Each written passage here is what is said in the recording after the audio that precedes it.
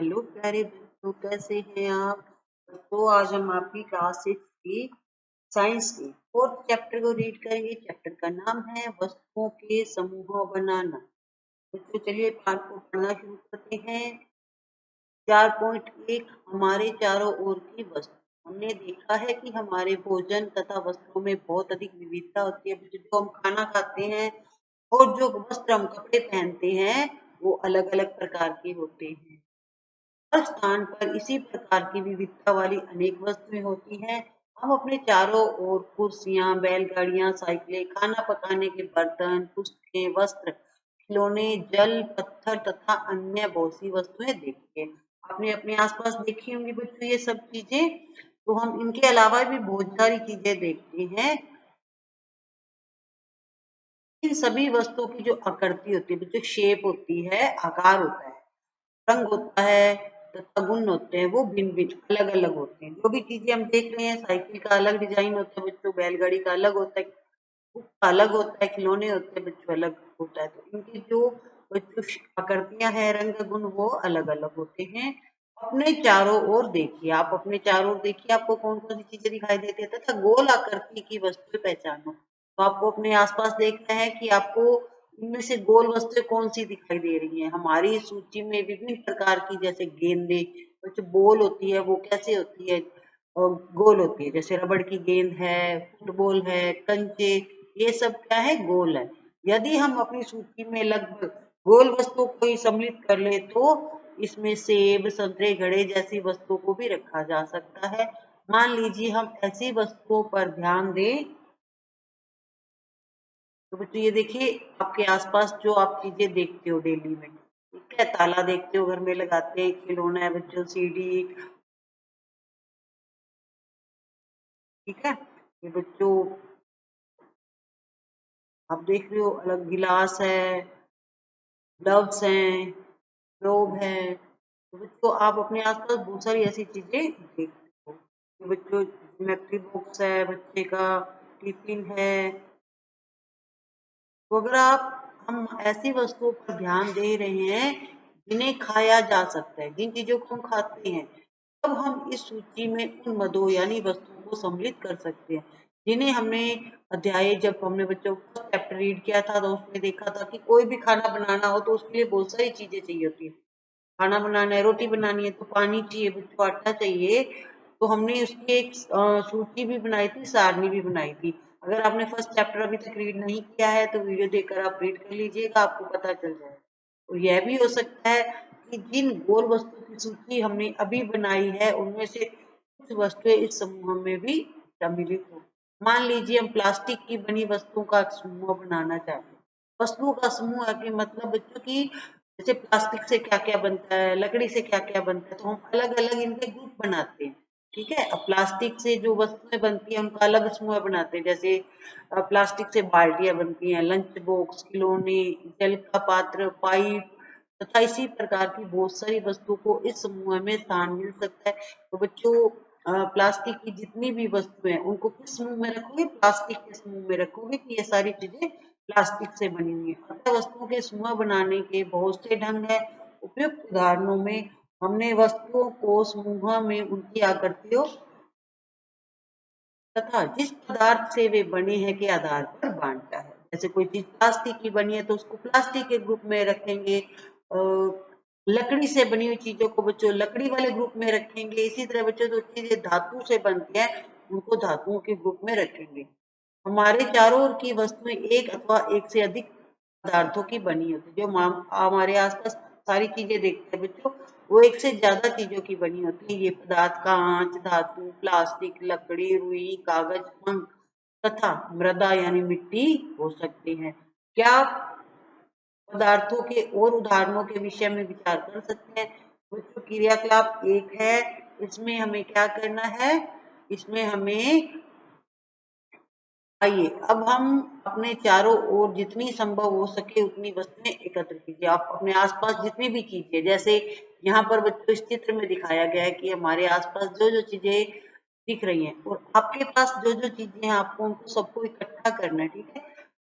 हम में से प्रत्येक अपने घर से प्रतिदिन उपयोग होने वाली एक वस्तु ला सकता है। तथा कुछ वस्तुएं कक्षा के कमरे से अथवा विद्यालय के बाहर से एकत्रित कर सकता है। इसमें क्या करना है, आप अपने आसपास जहां भी आपको कोई चीज मिलती है, स्कूल में से, घर में से या अपने आसपास से कहीं से भी लाकर इकट्ठी कर सकते हैं। हमारे इस संग्रह में हमारे पास क्या होगा, हमारे पास बच्चों स्कूल से चौक, पेंसिल, नोटबुक, रबड़, डस्टर ला सकते हैं। ठीक है, इस तरह से आप हथौड़ा, कील, साबुन, पहिए, कारा, जो जो चीजें बच्चों आपको मिले वो आपको सबको इकट्ठी करनी है। बैट, माचिस की डिब्बी, नमक, आलू।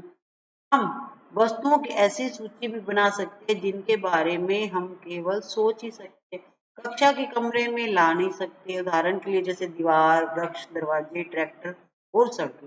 जो चीजें हम उठाकर ला सकते हैं वो तो बच्चों हम इकट्ठा कर सकते हैं, लेकिन कुछ चीजें ऐसी हैं जिन्हें हम ला नहीं सकते, जैसे वॉल है, बच्चों दीवार है, पेड़, दरवाजा, ट्रैक्टर, सड़कें, इनको तो उठाकर ला नहीं सकते। ठीक है, इस संग्रह से उन सभी वस्तुओं को पृथक कीजिए जो कागज अथवा लकड़ी से बनी हुई। जो चीजें आपने इकट्ठी की है उनमें से आपको क्या करना है, कागज से बनी चीजों को अलग करना है, लकड़ी से बनी चीजों को अलग करना है। क्योंकि हम ग्रुप बना रहे हैं ना, समूह बना रहे हैं वस्तुओं का, भी कागज से कौन कौन सी चीजें बनी हुई है और लकड़ी से कौन कौन सी।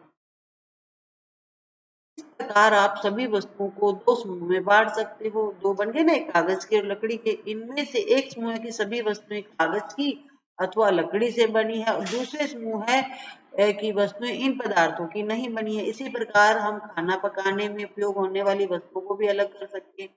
आइए अब हम कुछ अधिक योजनाबद्ध होते हैं। एकत्र की गई सभी वस्तुओं की सारणी 4.1 में सूची बनाइए। प्रत्येक वस्तु जिन जिन पदार्थों से बनी है उनको पहचानने का प्रयास। तो बच्चों सारणी है 4.1, आपको क्या करना है, प्रत्येक वस्तु जिन जिन पदार्थों से बनी है उनको पहचानने का प्रयास करना है। इतनी लंबी सारणी बनाना जिसमें जितनी वस्तुएं संभव है उन सभी के बारे में सूचना एकत्र करके लिखना एक कौतुक हो सकता है। एकत्र की गई वस्तुओं में से कुछ वस्तुओं के बारे में पता लगाना कठिन प्रतीत हो सकता है। ऐसे प्रकरण में पदार्थों की पहचान के लिए अपने मित्रों, शिक्षक तथा अभिभावकों से विचार विमर्श कीजिए। बच्चों आपको जो चीजें इकट्ठी करी है, आपको क्या करना है, नीचे एक सारणी दे रखी है 4.1, उसमें हमें बताना है कि वस्तुएं तथा पदार्थ जिनसे ये बनी है। बच्चों इसमें आपको कहा गया कि आप अपने फ्रेंड की, टीचर की या अपने पेरेंट्स की हेल्प ले सकते हैं। तो बच्चों जैसे वस्तु है प्लेट, प्लेट किससे बनती है बच्चों, इस्पात से बनती है, कांच की भी बनी होती है, प्लास्टिक की और कोई भी हो सकती है। ठीक है, मतलब स्टील की होती है बच्चों प्लेट, कांच की भी होती है, प्लास्टिक की भी होती है। ठीक है, इसी तरह पेन है बच्चों, वो आपका प्लास्टिक का भी होता है, धातु का भी बना होता है। अब मैंने बच्चों अपनी तरफ से लिखा है कुर्सी, कुर्सी किससे बनी होती है बच्चों, लकड़ी की, प्लास्टिक की, लोहे की होती है। यानी लोहे की जगह आप धातु भी लिख सकते हो। ब्लैक बोर्ड है तो ब्लैक बोर्ड आपका प्लास्टिक का भी हो सकता है, लकड़ी का भी हो सकता है।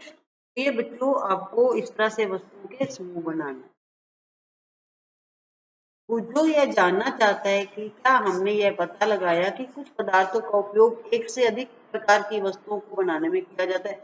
मतलब कुछ पदार्थों का उपयोग एक से ज्यादा चीजें बनाने में किया जा सकता है। जैसे प्लास्टिक है, प्लास्टिक से बच्चों कुर्सी भी बनती है, बच्चों बर्तन भी बन जाते हैं। इसके अलावा प्लास्टिक के बच्चों डिब्बे भी बनते हैं। मतलब एक ही चीज से कई चीजें बनाई जा सकती है। ठीक है, इसी तरह से बच्चों लोहे से क्या बनता है, लोहे से औजार बनते हैं, बर्तन बनते हैं। तो ये कह रही है, तो हम इसका आंसर दे सकते हैं कि हाँ कुछ पदार्थों का उपयोग एक से अधिक वस्तु को बनाने में किया जा सकता है। क्रिया क्लास सेकंड है बच्चों, आपको सेकंड एक्टिविटी करनी है। सारणी 4.2 में कुछ सामान्य पदार्थों की सूची दी गई है। नीचे बच्चों हम देखेंगे सारणी 4.2, इसमें कुछ पदार्थों की सूची दी गई है। इनके अतिरिक्त आपकी जानकारी के और अधिक पदार्थ आप इस सारणी के कॉलम 1 में जोड़ सकते हैं। अब प्रयास करके अपनी जानकारी की दैनिक उपयोग में आने वाली वस्तुओं के बारे में विचार करना है आपको। तो मुख्यतः इन्हीं पदार्थों से बनी है, उन्हें कॉलम 2 में सूचीबद्ध करना है। नीचे जो बच्चों में सारणी दे रखी है, इसमें क्या करना है, हमें बताना है कि लकड़ी से क्या क्या बनता है, कागज से क्या क्या बनता है, मतलब एक पदार्थ से कितनी चीजें बनाई जा सकती है। इन सब सारणियों से हमें क्या पता चलता है, पहले हमने वस्तु को कई ढंग में सही ढंग से समूहों में रखा। इसके पश्चात हमने यह पाया कि हमारे चारों ओर की वस्तुएं विभिन्न पदार्थों की बनी होती हैं। जितनी भी बच्चों हम चीजें देखते हैं किसी न किसी चीज से बनी होती है ना, कोई लोहे का, कोई प्लास्टिक का, कोई कपड़े का बना होता है। तो जो भी चीजें हमारे आसपास होती है वो किसी न किसी चीज से तो बनी होती है। कई बार तो कोई, जो वो हम नेक्स्ट पेज में पढ़ेंगे। अभी हमारे पास सारणी है 4.2। हमें बताना है कि पदार्थ से क्या क्या बन सकता है। जैसे लकड़ी, लकड़ी से बच्चों कुर्सी, मेज, फल, बैलगाड़ी और इसके पहिए बनते हैं। कागज, कागज से बच्चों किताब बनती है, नोटबुक जिसमें आप लिखते हो, आप कॉपी बोलते हो, वो बनती है। अखबार, समाचार पत्र बनते हैं, खिलौने भी बनते हैं, कैलेंडर भी बनता है। अब बच्चों चमड़े से क्या क्या बनता है वो आपको लिखना है, तो मैंने यहाँ आपकी सुविधा के लिए लिख के दे दिया है। चमड़े से बच्चों बैग बनते हैं, जैकेट बनती है, बेल्ट, जूते इत्यादि बनते हैं। अगर आपके माइंड में कुछ आता है तो आप भी लिख सकते हैं। प्लास्टिक से क्या क्या बनता है बच्चों? गिलास बनते हैं, मतलब बर्तन बनते हैं, कुर्सी, मेज, गेंद इत्यादि बनते हैं। आपके माइंड में जो आए आप वो भी लिख सकते हैं। रुई से बच्चों कपड़े, गद्दे, तकिए, चादरें इत्यादि बनती हैं। लोहे के बच्चों क्या बनता है? औजार बनते हैं, बर्तन बनते हैं, पेच, सिक्के, फर्नीचर बनते हैं ना, अलमारी वगैरह बनते हैं। तो ये सब बच्चों पदार्थ से बनने वाली वस्तु है। अब बच्चों में बताना है कि वस्तु एक ही पदार्थ से बनी होती है, तो ऐसा भी हो सकता है कि एक ही वस्तु कई पदार्थों से भी बनी हो सकती है। तो जो चीज है बच्चों, वस्तु है जो एक पदार्थ से बनी होती है, एक ही वस्तु कई पदार्थों की भी बनी हो सकती है, और फिर एक ही पदार्थ के उपयोग से कई वस्तुएं बनाई जा सकती है। ये कैसे निश्चित हो जाता है कि किसी भी दी गई वस्तु को बनाने के लिए कौन सा पदार्थ उपयोग किया जाना चाहिए। ऐसा लगता है कि अभी हमें विभिन्न पदार्थों के बारे में और अधिक जानकारी प्राप्त करने की आवश्यकता है। तो बच्चों चलिए 4.2 पदार्थों के गुण। पदार्थों में क्या क्या गुण है? क्या आपने कभी यह जानने का प्रयास किया है कि गिलास जो होता है वो कपड़े का क्यों नहीं बनाया जाता? कभी सोचा बच्चों आपने? गिलास हमेशा प्लास्टिक का, स्टील का, कांच का ही क्यों होता है, कपड़े का क्यों नहीं होता है? ठीक है, आपको समझ आ गया होगा ना। कपड़े में अगर हम पानी डालेंगे तो पानी सारा निकल जाएगा, लीक हो जाएगा। तो पदार्थों के गुणों के हिसाब से उनको बनाया जाता है। अध्याय तीसरे चैप्टर में भी बच्चों हमने देखा था कि कपड़े के टुकड़ों के साथ जो प्रयोग हमने किए थे उसे याद कीजिए और यह ध्यान में रखिए कि हम गिलास का उपयोग सामान्यतः द्रवों को यानी लिक्विड को रखने के लिए करते हैं। यदि हम गिलास, कपड़े का गिलास बनाएंगे तो क्या हमारा यह कार्य काफी हास्यास्पद प्रतीत नहीं होगा? मतलब अगर हम कपड़े का गिलास बना देंगे तो उसमें से तो सारा पानी लीक हो जाएगा। तो ये तो मजाक ही हो जाएगा ना कि हम कपड़े का गिलास बना रहे हैं और गिलास में पानी डाल रहे हैं, पानी नीचे गिरे जा रहा है। ठीक है, तो ये एक मजाक हो जाएगा। तो बच्चों थर्ड चैप्टर भी आपने नहीं रीड किया तो कर लीजिएगा। चित्र 4.2 गिलास बनाने के लिए हमें किसकी जरूरत पड़ती है? ये तो कांच की, प्लास्टिक या धातु की अथवा कोई ऐसा पदार्थ चाहिए जो जल को रोक सकता है, जल को बहने ना दे। तो गिलास किसका होना चाहिए? ऐसी चीज का बना होना चाहिए जिससे पानी लीक ना हो। अब देखिए बच्चों यहाँ पर क्या किया जा रहा है। पहली बच्चों पानी को डाल रही है इस कपड़े में, ठीक है, कपड़े में डालती जा रही है तो नीचे देखो ये नीचे बहता जा रहा है, तो फायदा नहीं हो रहा ना। तो इसलिए बच्चों हम कपड़े का गिलास यूज नहीं कर सकते। हमें किस क्या चाहिए? ऐसा पदार्थ चाहिए जो जल को रोक सके, पानी जिससे लीक ना हो। इसी प्रकार खाना पकाने वाले पात्र बनाने के लिए कागज का उपयोग करना भी कोई बुद्धिमानी का कार्य नहीं माना जा सकता। बच्चों का हमने खाना बनाना है, सब्जी बनानी है, तो हम क्या कागज के कुकर में बनाएंगे? यस, कागज का भगोना लेंगे, दूध को हम कागज के भगोने में गर्म करेंगे। तो आपको ये भी मजाक लगेगा। तो ये भी संभव नहीं है बच्चों कि हम खाना कागज के बर्तनों में बनाएं। ठीक है, कागज का हम चम्मच यूज करें या कागज की हम करछी बनाएं तो क्या हो जाएगा? पानी में जाते ही बच्चों गीला हो जाएगा। और खाने को, कागज को आग पे रख के क्या होगा? कागज आग पकड़ लेगा और जल जाएगा। और खाना कैसे बनाएंगे? तो पॉसिबल नहीं है बच्चों। तो इसलिए खाना भी बच्चों हम कागज में नहीं बना सकते। पहली बात तो कागज है, आग पे जाते ही जल जाएगा। अब हम यह देखते हैं कि हमारे द्वारा किसी वस्तु को बनाने के लिए किसी पदार्थ का चयन किया जाना, उस पदार्थ के गुणों तथा उपयोग की जाने वाली वस्तु के प्रयोजन पर निर्भर है। बच्चों जिस चीज में उपयोग करना है, मतलब खाना बनाना है तो हमें ऐसा बर्तन चाहिए, ऐसा पदार्थ चाहिए जो जले ना। प्लास्टिक को भी आप बच्चों आग पे नहीं रख सकते, कागज को तो नहीं रख सकते, प्लास्टिक का कुकर भी नहीं रख सकते, क्योंकि प्लास्टिक है बच्चों आग के पास जाते ही पिघलने लग जाता है, खाना पॉसिबल नहीं है। तो खाना बनाने के लिए हमें क्या चाहिए, धातु चाहिए, ठीक है, जैसे स्टील है, लोहा है, तो हमें एल्यूमिनियम है, ऐसी चीजें चाहिए जो आग के संपर्क में आने पर जले नहीं, पिघले नहीं, ठीक है। तो उस पदार्थ के गुण तथा वस्तुओं तथा उपयोग की जाने वाली वस्तु के प्रयोजन पर निर्भर है। अतः पदार्थों के वह सब गुण क्या है जो उसके उपयोग के लिए महत्वपूर्ण होते हैं। नीचे कुछ गुणों की विवेचना की गई है। पदार्थ में क्या क्या गुण होने चाहिए बच्चों, जिनका हम यूज करेंगे। पहला है दिखावट। पदार्थ प्राय एक दूसरे से भिन्न होते हैं, जो पदार्थ होते हैं वो अलग अलग होते हैं। लकड़ी लोहे से अलग होती है, लोहा तांबे से अलग होता है, ठीक है। एल्यूमिनियम से भी अलग, हम मिनट में पहचान कर लेते हैं कि ये लोहे का है, ये तांबे का है, या ये एल्यूमिनियम का बना हुआ है, ये लकड़ी का बना हुआ है, ये प्लास्टिक का। तो ये चीजें क्या होती है, एक दूसरे से अलग दिखाई देती हैं। लकड़ी लोहे से बिल्कुल भिन्न दिखाई देती है। और बच्चों लकड़ी का भी हम बच्चों यूज नहीं कर सकते खाना बनाने में, लकड़ी का कुकर यूज नहीं कर सकते। लकड़ी का कुकर यूज करेंगे तो जैसे ही लकड़ी आग पर जाएगी तो जल जाएगी, ठीक है बच्चों। तो हमें ध्यान रखना पड़ता है इस चीज का कि उसमें ऐसा गुण होना चाहिए जो आग के संपर्क में आने पर जले नहीं, पिघले नहीं। लोहा तांबे अथवा एल्यूमिनियम से भिन्न दिखाई पड़ता है। लोहे और तांबे और एल्यूमिनियम में मिनट में पहचान हो जाती है कि क्या चीज है, परंतु फिर भी लोहे तांबे तथा एल्यूमिनियम में कुछ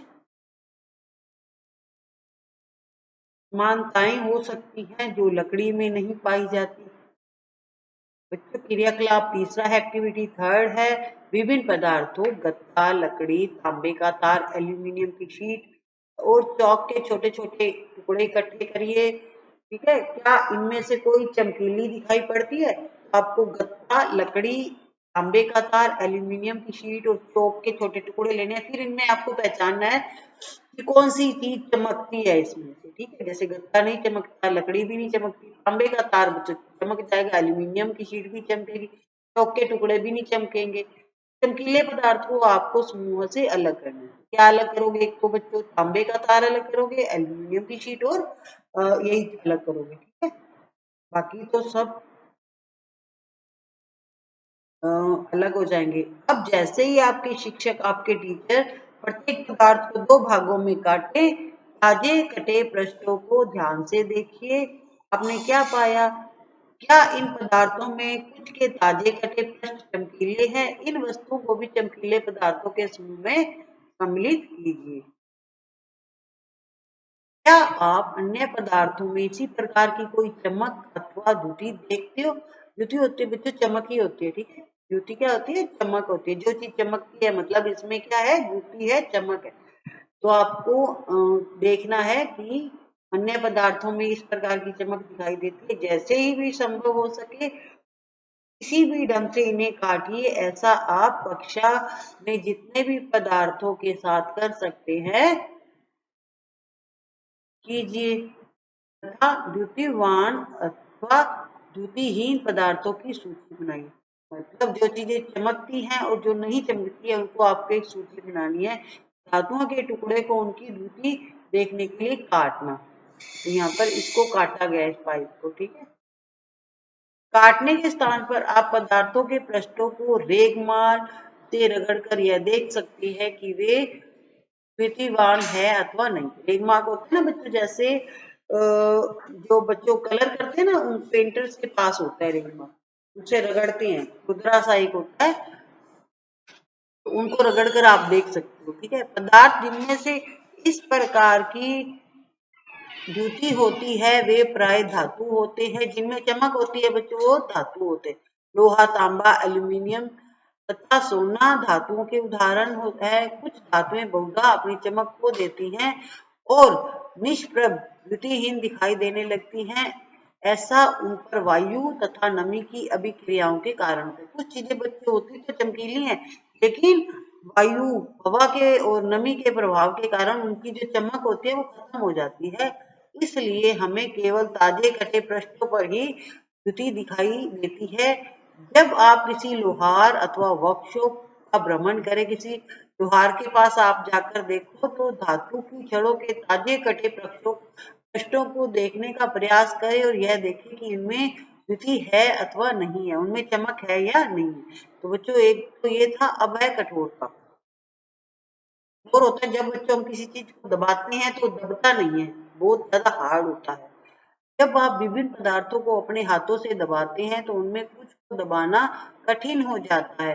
जैसे बच्चों आप कुर्सी के हैंडल को दबा के देखिए, वो नहीं दबेगा, ठीक है, वो क्या हो जाएगा, कठोर है। या लोहे की चीज को आप दबाइए, नहीं दबेगा, वो कठोर है। जबकि कुछ अन्य आसानी से संपीड़ित हो जाते हैं। धातु की एक चाबी लीजिए, इसमें लकड़ी, एल्यूमिनियम, पत्थर का टुकड़ा, कील, मोमबत्ती, चौक, अन्य कोई भी पदार्थ अथवा वस्तु के पृष्ठों को खरोंचने का प्रयास कीजिए। आप कुछ पदार्थों को तो आसानी से खरोंच सकते हैं, जबकि कुछ अन्य पदार्थों को इतनी आसानी से नहीं खरोंचा जा सकता। वे पदार्थ जिन्हें आसानी से संपीड़ित किया या खरोंचा जा सकता है, वो बच्चों कोमल पदार्थ कहलाते हैं। जबकि अन्य पदार्थ जिन्हें संपीड़ित करना कठिन होता है, खरोंचना कठिन होता है, वो कठोर पदार्थ कहलाते हैं।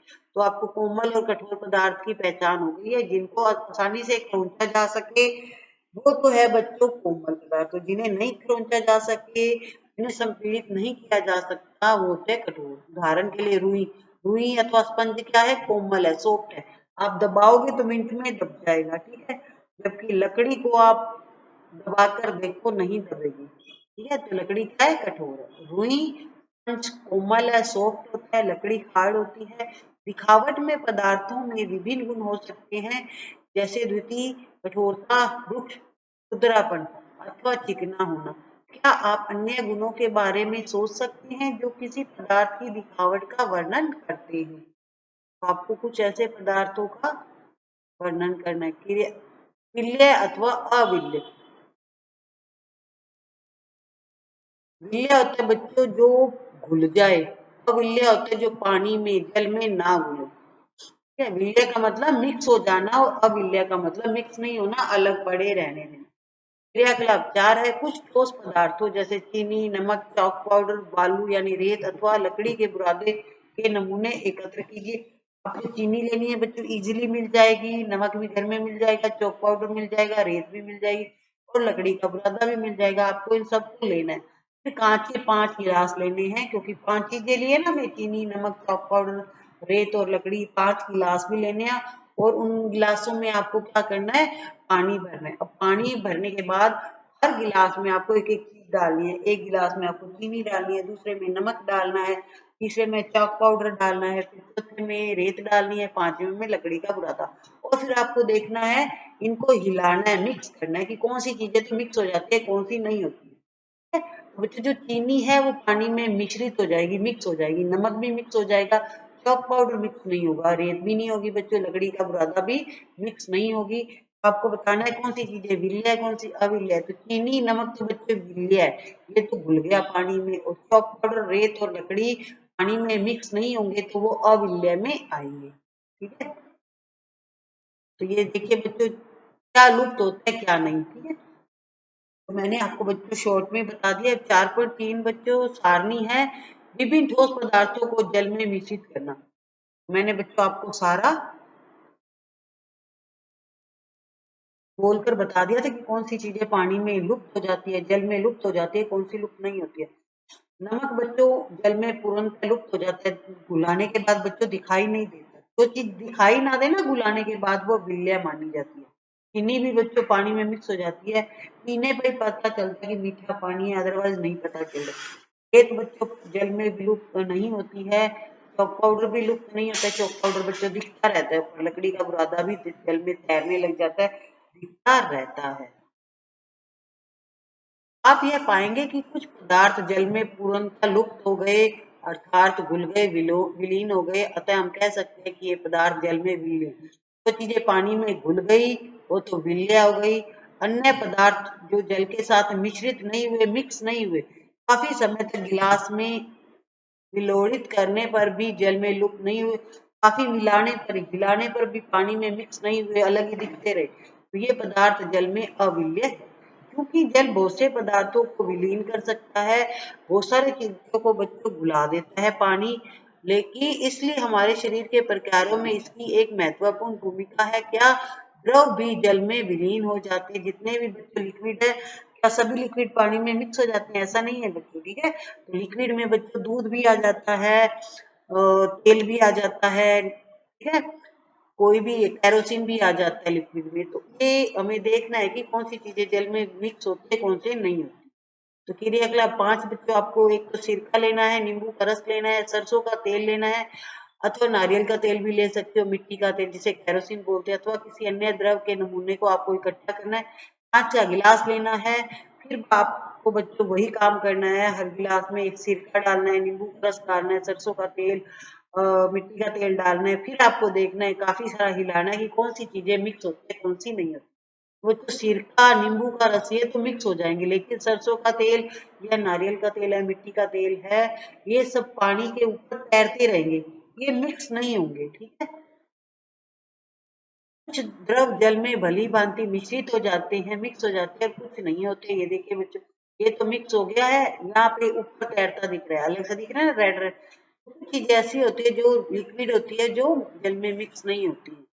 जितने अधिक अन्य द्रव आपको उपलब्ध हो सके, उन सभी के साथ आपको प्रयोग को दोहराना है। लिक्विड चीजें आपको मिलती है, सबको पानी में डाल डाल के देखना है कौन सी चीजें मिक्स होती हैं, कौन सी नहीं होती। तो बच्चों, जितने भी प्रकार के तेल हैं वो पानी में मिक्स नहीं होते हैं, मिश्रित नहीं होते, वो पानी के ऊपर तैरते रहते हैं।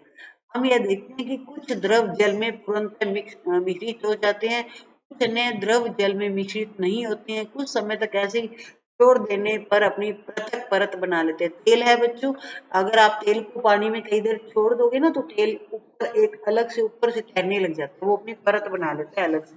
आप करके देखिएगा ये एक्सपेरिमेंट।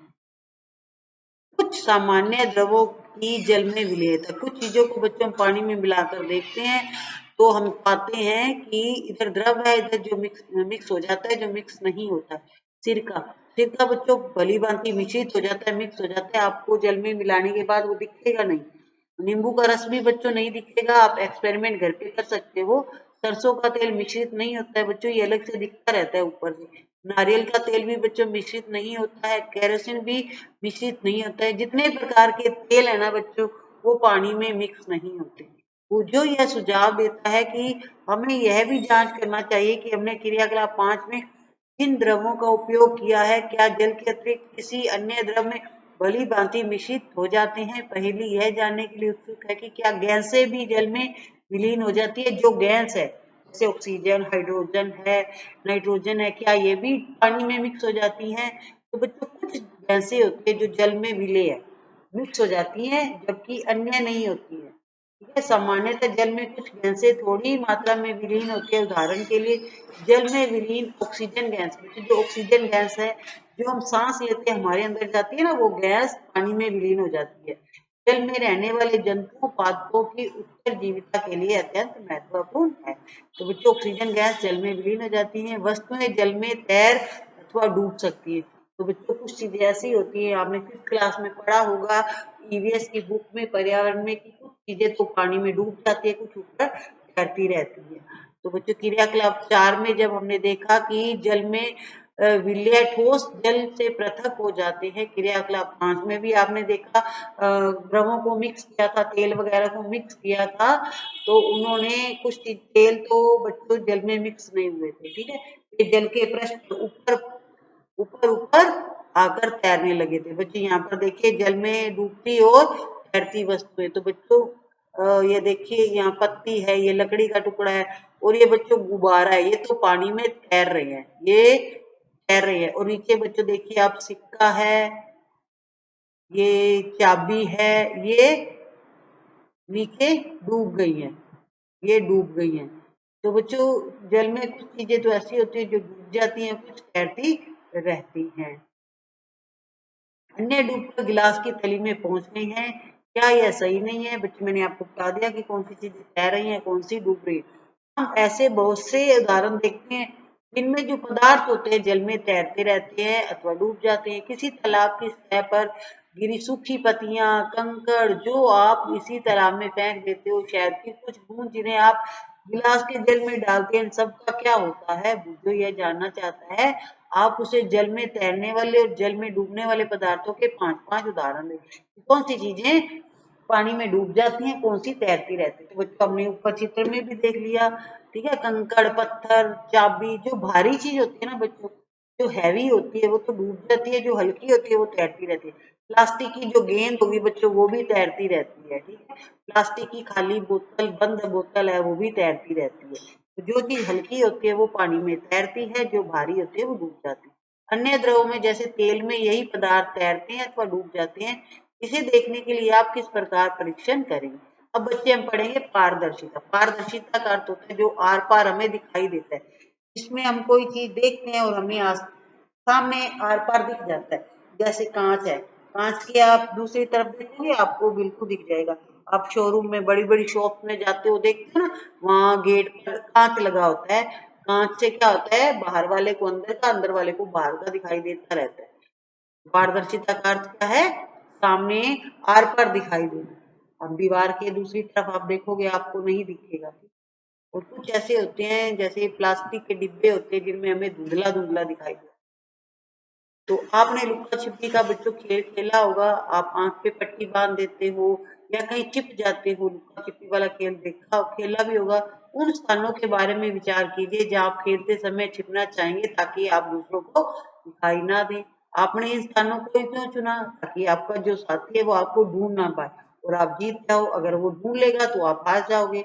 तो क्या आपने कभी शीशे की खिड़की के पीछे छिपने का प्रयास किया है? नहीं किया होगा, क्योंकि कांच के बच्चों शीशे के खिड़की के पीछे आप छुपोगे तो साथी को तो बिल्कुल दिख जाएगा। स्पष्ट रूप से नहीं, क्योंकि ऐसा करने पर आपका मित्र शीशे से देखकर आपका पता लगा लेगा और आपको ढूंढ लेगा। उन पदार्थों अथवा सामग्रियों जिनसे होकर वस्तुओं को देखा जा सकता है उन्हें पारदर्शी कहते हैं। इनके आर पार हम देख सकते हैं, वो होता है पारदर्शी।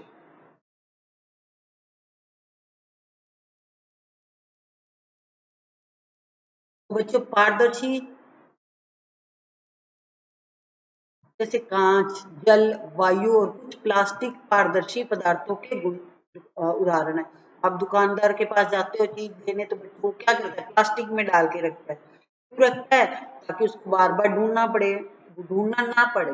मान लो आपने उनसे बिस्किट मांगे है तो फटाफट प्लास्टिक का डिब्बा या कांच का डिब्बा फटाफट खोल के देगा, कर देगा। अगर वो स्टील के डिब्बे में रखेगा तो उसको खुद को ही ढूंढना पड़ जाएगा, उसका भी टाइम वेस्ट, आपका भी टाइम वेस्ट, तो उसको बहुत ज्यादा टाइम लग जाएगा। तो ऐसी चीजों को वो क्या करते हैं, कांच की या प्लास्टिक की चीज बर्तनों में रखते हैं ताकि चीज आसानी से सामने वाले को भी दिख जाए और दुकानदार को भी दिख जाए। दुकानदार बिस्किट, मिठाइयां, अन्य खाद्य पदार्थों को कांच अथवा प्लास्टिक के पारदर्शी पात्रों में रखना अधिक पसंद करते हैं। मिठाई की दुकान पर भी जाते होंगे बच्चों, आप देखते होंगे ना, कांच की में रखा होता है। आप मिनट में बोल देते हो पापा मुझे गुलाब जामुन, ये गुलाब जामुन खाना है या मुझे रसगुल्ला खाना है, तो आप कहाँ से देखते हो? कांच के पार से देखते हो ना। ऐसे तो आपको पता ही नहीं चलेगा दुकानदार के पास क्या है। तो बच्चों ये है चित्र देखिए 4.7, मुखावरण, अपारदर्शी, पारदर्शी और पारभासी। एक में तो बच्चों देखिए ये है बच्चों, बिल्कुल दिखाई नहीं दे रहा इसमें उसको, ठीक है। ये है अपारदर्शी जिसमें हमें सामने ना दिखाई दे, वो है अपारदर्शी। ये जो पहला आप कांच देख रहे हो और ये अपारदर्शी है, इसके आर पार कुछ दिखाई नहीं दे रहा है। ये है बच्चों पारभासी, मतलब कुछ कुछ हमें धुंधला सा दिखाई दे रहा है। और जिसके बच्चों हमें बिल्कुल सामने दिखाई दे वो है पारदर्शी। अंदर कहाँ सामान रखना पसंद करता है अपना? कांच के बर्तनों में। ये देखिए बच्चों कांच की, ये प्लास्टिक और कांच के इसके जार है जिसमें इसमें चीजें रखी हुई है ताकि खरीदार इन चीजों को आसानी से देख सके। इसके विपरीत कुछ पदार्थ ऐसे होते हैं जिनसे होकर आप वस्तुओं को नहीं देख सकते हैं। इन पदार्थों को अपारदर्शी कहते हैं। जिनके आर पार हम नहीं देख पाए वो होता है बच्चों अपारदर्शी। जैसे दीवार है या लकड़ी का बॉक्स है, लकड़ी के आर पार हमें दिखाई नहीं देता, गत्ते के आर पार हमें दिखाई नहीं देता। आप यह नहीं बता सकते कि बंद लकड़ी के बॉक्स, गत्ते के डिब्बे अथवा धातु के पात्र के भीतर क्या रखा हुआ। मान लो बच्चों, आपके किचन में जो डिब्बे हैं जिनमें मम्मी दाल वगैरह रखती है, चीनी रखती है, अगर वो बच्चों कांच के या प्लास्टिक के होंगे तो मम्मी फटाफट ढूंढ लेगी चीजों को। अगर वो लकड़ी के मतलब कि ये स्टील के डिब्बों में रखेगी तो मम्मी को ढूंढने में बहुत परेशानी होगी, मम्मी खुद ही पजल हो जाएगी। तो इसलिए बच्चों, जो चीजें लकड़ी के बॉक्स या गत्ते के डिब्बे, धातु के अंदर क्या रखा हुआ है हमें पता नहीं चलता। लकड़ी, गत्ता, धातु ये सब क्या है, अपारदर्शी पदार्थों के उदाहरण है। क्या अब हम ये समझ सकते हैं कि हम बिना किसी भ्रांति के सभी वस्तुओं और पदार्थों, वस्तुओं को पारदर्शी अथवा अपारदर्शी में समूहित कर सकते हैं। क्रियाकलाप बच्चों 6 है। इसमें कागज की आपको एक शीट लेनी है, इसमें से होकर किसी प्रदीप्त बल्ब को आपको देखना है। इस संबंध में अपने प्रेक्षण को नोट कीजिए। आपको कागज की एक शीट लेनी है, इससे होकर किसी मतलब कोई जलते हुए बल्ब को आपको देखना है। अब कागज की शीट के बीच में 2-3 बूंद खाने का तेल या मक्खन डालकर इसे फैलाइए। कागज के उस भाग से जहां तेल फैला है प्रदीप्त बल्ब को दोबारा देखिए। पहले तो बच्चों आप कागज को, सिंपल कागज से बल्ब को देखिए, उसके बाद आप उसी कागज पर बच्चों आपको थोड़ा सा तेल या ऑयली चीज लगानी है जिससे कि चिकना हो जाए। तो उससे आपको क्या होगा, थोड़ा थोड़ा सा दिखना शुरू हो जाता है, हल्का हल्का सा। अब आप क्या देखती हैं, क्या आप यह पाते हैं कि बल्ब हमें पहले की अपेक्षा अधिक स्पष्ट दिखाई देता है। आप बच्चों, आप ड्राइंग करते होगे, चित्र देखते होंगे ना, कई बार क्या करते हो, आपको चित्र बनाना मुश्किल लगता है तो उसके ऊपर, कागज के ऊपर थोड़ा सा ऑयल लगाने पर क्या होता है, नीचे का चित्र हमें स्पष्ट दिखने लग जाता है और फिर हम उसके ऊपर ऊपर ट्रेस कर लेते हैं। जब हमें थोड़ा थोड़ा सा धुंधला सा दिखने लग जाए ना, वो चीज होती है बच्चों पारभासी। बिल्कुल स्पष्ट भी नहीं दिखाई दे और बिल्कुल ना भी ना दिखाई, मतलब हल्की हल्के में दिखने लग जाए, इससे इसको कहेंगे बच्चों पारभासी।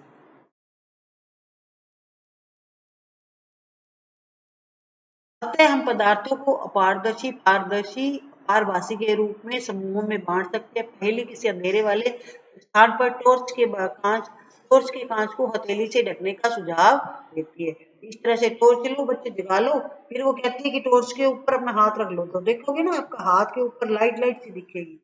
टॉर्च का स्विच ऑन करके हथेली के दूसरी ओर का प्रेक्षण कीजिए। यह जानना चाहती है कि क्या आपकी हथेली अपारदर्शी है, मतलब आपको आर पार कुछ नहीं दिखाई दे रहा, पारदर्शी है या पारभासी है। हमने यह सीख लिया है कि पदार्थों की अपनी भिन्न दिखावट होती है तथा इसके जल अथवा अन्य पदार्थों में मिश्रित होने के ढंग भिन्न भिन्न होते हैं। वे जल में तैर अथवा डूब सकते हैं अथवा पारदर्शी, अपारदर्शी और पारभासी हो सकते हैं। पदार्थों का समूहन उनके गुणों में समानताओं अथवा विभिन्नताओं के आधार पर किया जा सकता है। हमें पदार्थों को समूहों में रखने की आवश्यकता क्यों पड़ती है? दैनिक जीवन में हम प्राय पदार्थों का समूहन अपनी सुविधा के लिए करते हैं। जो चीज हम समूह बनाते हैं वो किस लिए बनाते हैं? हमें सुविधा रहे इसलिए बनाते हैं। घर में हम अपनी वस्तुओं का भंडारण सामान्यतः इस प्रकार करते हैं, एक जैसी वस्तु एक साथ रखी है ताकि हमें बार बार ढूंढने में दिक्कत ना आए। इसी प्रकार की व्यवस्था से हम आसानी से उनका पता लगा सकते हैं। इसी प्रकार के पंसारी प्राय सभी प्रकार के बिस्कुटों को अपनी दुकान के एक कोने में रखता है, सभी साबुनों को अन्य स्थान पर, जबकि अनाज दालों का भंडारण किसी अन्य स्थान पर रखता है। आप दुकानदार के पास जाते होंगे, देखते होंगे ना, जितने भी प्रकार के साबुन है, चाहे वो लक्स का है या डव का है, वो एक साथ रखे होते हैं। ये नहीं कि आधा साबुन को एक तरफ रखा हुआ है, आधा साबुन दूसरी तरफ रखा हुआ है। एक साथ रखते हैं ताकि उसको साबुन मांगा जाए तो फटाफट साबुन के खाने की तरफ पहुंच जाए। ये सब किस लिए करते हैं? हम अपनी सुविधा के लिए करते हैं। इस प्रकार के समूहन के लाभप्रद होने का एक दूसरा कारण भी है।